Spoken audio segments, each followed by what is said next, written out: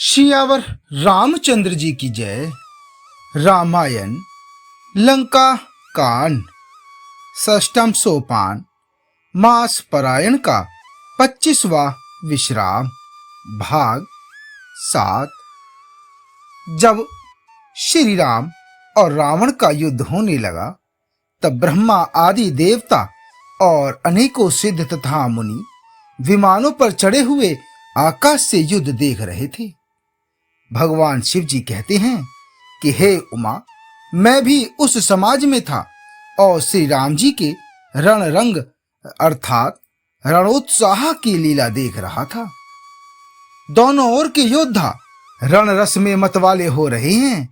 वानरों को श्री राम जी का बल है, इससे वे जयशील हैं अर्थात जीत रहे हैं।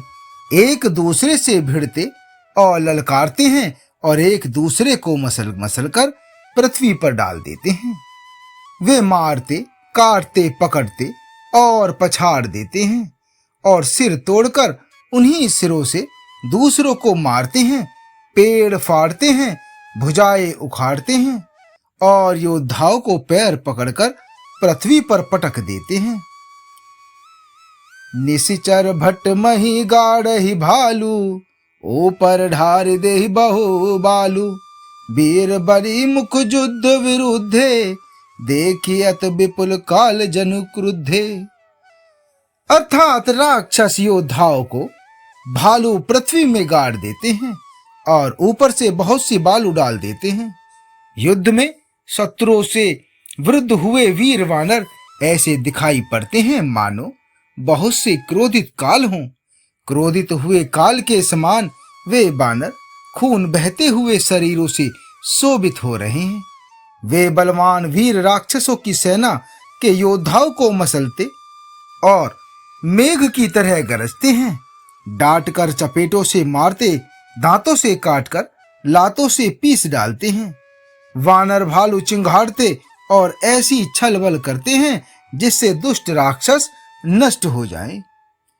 वे राक्षसों के गाल पकड़कर फाड़ डालते हैं, छाती चीर डालते हैं और उनकी अंतड़ियां निकालकर गले में डाल लेते हैं। वे वानर ऐसे देख पड़ते हैं मानो प्रहलाद के स्वामी श्री नरसिंह भगवान अनेकों शरीर धारण करके युद्ध के मैदान में क्रीड़ा कर रहे हों। पकड़ो, मारो, काटो, पछाड़ो आदि घोर शब्द आकाश और पृथ्वी पर छा गए हैं। श्री रामचंद्र जी की जय हो, जो सचमुच तृण से वज्र और वज्र से तृण कर देते हैं, अर्थात निर्बल को सबल और सबल को निर्बल कर देते हैं। अपनी सेना को विचलित होते हुए देखा। तब 20 भुजाओं में 10 धनुष लेकर रावण रथ पर चढ़कर गर्व करके लौटो लौटो कहता हुआ चला। रावण अत्यंत क्रोधित होकर दौड़ा। वानर हुंकार करते हुए उसके सामने चले। उन्होंने हाथों में वृक्ष, पत्थर और पहाड़ लेकर रावण पर भी एक ही साथ डाले। पर्वत उसके वज्र तुल्य शरीर में लगते ही तुरंत टुकड़े टुकड़े होकर फूट जाते हैं। अत्यंत क्रोधी रणोत्मत्त रावण रथ रोककर अचल खड़ा रहा, अर्थात अपने स्थान से जरा भी नहीं हिला। उसे बहुत ही क्रोध हुआ। वह इधर उधर झपटकर और डपटकर वानर योद्धाओं को मसलने लगा। अनेकों वानर भालू हे अंगद, हे हनुमान, रक्षा करो, रक्षा करो पुकारते हुए भाग चले। हे रघुवीर, हे गोसाई, रक्षा कीजिए, रक्षा कीजिए, यह दुष्ट काल की भांति हमें खा रहा है। उसने देखा कि सब वानर भाग छूटे, तब रावण ने 10 धनुषों पर बाण संधान किए। उसने धनुष पर संधान करके बाणों के समूह छोड़े। वे बाण सर्प की तरह उड़कर जा लगते थे। पृथ्वी, आकाश और दिशा विदिशा सर्वत्र बाण भर रहे हैं। वानर भागे तो कहां भागे। अत्यंत कोलाहल मच गया। वानर भालुओं की सेना व्याकुल होकर आंत पुकार करने लगी कि हे रघुवीर, हे करुणा सागर, हे पीड़ितों के बंधु, हे सेवकों की रक्षा करके उनके दुख हरने वाले हरि, अपनी सेना को व्याकुल देखकर कमर में तरकस कसकर और हाथ में धनुष लेकर श्री रघुनाथ जी के चरणों पर मस्तक नवाकर श्री लक्ष्मण जी क्रोधित होकर चले। लक्ष्मण जी ने पास जाकर, अरे दुष्ट, वानर भालुओं को क्या मार रहा है? मुझे देख, मैं तेरा काल हूं। रावण ने कहा, अरे मेरे पुत्र के घातक, मैं तुझी को ढूंढ रहा था। आज तुझे मारकर अपनी छाती ठंडी करूंगा। अस कही छाड़े सी बाण प्रचंडा, लक्ष्मण किए सकल सतखंडा। कोटिन है आयुध रावण डारे, तिल प्रवान कर काटी निवारे। अर्थात ऐसा कहकर उसने प्रचंड बाण छोड़े। लक्ष्मण जी ने सबके सैकड़ों टुकड़े कर डाले। रावण ने करोड़ों अस्त्र शस्त्र चलाए। लक्ष्मण जी ने उनको तिल के बराबर करके काट कर हटा दिया। फिर अपने बाणों से प्रहार किया और उसके रथ को तोड़कर सारथी को मार डाला। रावण के 10 मस्तकों में से 100 बाण मारे। वे सिरों में ऐसे बैठ गए मानो पहाड़ के शिखरों में सर्प प्रवेश कर रहे हों। फिर 100 बाण उसकी छाती में मारे। वह पृथ्वी पर गिर पड़ा। उसे कुछ भी होश न रहा। फिर मूर्छा छूटने पर वह प्रबल रावण उठा और उसने वह शक्ति चलाई जो ब्रह्मा जी ने उसे दी थी। वह ब्रह्मा की दी हुई प्रचंड शक्ति श्री लक्ष्मण जी की ठीक छाती में लगी। वे लक्ष्मण जी व्याकुल होकर गिर पड़े। तब रावण उन्हें उठाने लगा, पर उसके अतुलित बल की महिमा यों ही रह गई, अर्थात व्यर्थ हो गई। वह उन्हें उठा नहीं सका। जिनके एक ही सिर पर ब्रह्मांड रूपी भवन धूल के एक कण के समान विराजता है, उन्हें मूर्ख रावण उठाना चाहता है।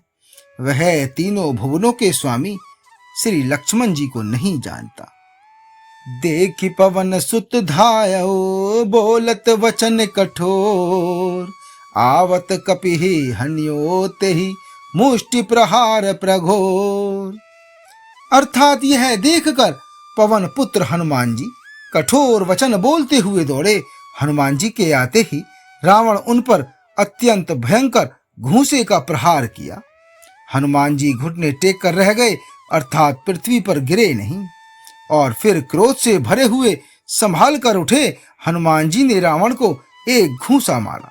वह ऐसा गिर पड़ा जैसे वज्र की मार से पर्वत गिरा हो। मूर्छा भंग होने पर फिर वह जगा और हनुमान जी के बड़े भारी बल की सराहना करने लगा। हनुमान जी ने कहा कि मेरे पौरुष को धिक्कार है और मुझे भी धिक्कार है, जो हे देवद्रोही तू अब भी जीता रह गया। ऐसा कहकर और लक्ष्मण जी को उठाकर हनुमान जी श्री रघुनाथ जी के पास ले गए। यह देखकर रावण को आश्चर्य हुआ। श्री रघुवीर ने लक्ष्मण जी से कहा कि हे भाई, हृदय में समझो तुम काल के भी भक्षक और देवताओं के रक्षक हो। ये वचन सुनते ही कृपालु लक्ष्मण जी उठ बैठे। वह कराल शक्ति आकाश को चली गई। लक्ष्मण जी फिर धनुष बाण लेकर दौड़े और बड़ी शीघ्रता से शत्रु के सामने आ पहुंचे। फिर उन्होंने बड़ी ही शीघ्रता से रावण के रथ को चूर चूर कर और सारथी को मारकर उसे व्याकुल कर दिया। 100 बाणों से उसका हृदय भेद दिया, जिससे रावण अत्यंत व्याकुल होकर पृथ्वी पर गिर पड़ा। तब दूसरा सारथी उसे रथ में डालकर तुरंत ही लंका को ले गया। प्रताप के समूह श्री रघुवीर के भाई लक्ष्मण जी ने फिर आकर प्रभु के चरणों में प्रणाम किया। वहां लंका में रावण मूर्छा से जागकर कुछ यज्ञ करने लगे। वह मूर्ख और अत्यंत अज्ञानी हठवश श्री रघुनाथ जी से विरोध करके विजय चाहता है। यहाँ भीमसेन जी ने सब संदेश पाया और तुरंत जाकर श्री रघुनाथ जी को कह सुनाई कि हे नाथ, रावण एक यज्ञ कर रहा है। उसके सिद्ध होने पर वह अभागा सहज ही नहीं मरेगा। हे नाथ, तुरंत वानर योद्धाओं को भेजिए जो यज्ञ का विध्वंस करें, जिससे रावण युद्ध में आए। प्रातःकाल होते ही प्रभु ने वीर योद्धाओं को भेजा।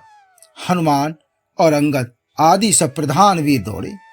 वानर खेल से ही कूदकर लंका पर जा चढ़े और निर्भय रावण के महल में जा घुसे। ज्यों ही उसको यज्ञ करते देखा त्यों ही सब बानरों को बहुत क्रोध हुआ। उन्होंने कहा, आगे का भाग 8 में। जय श्री राम।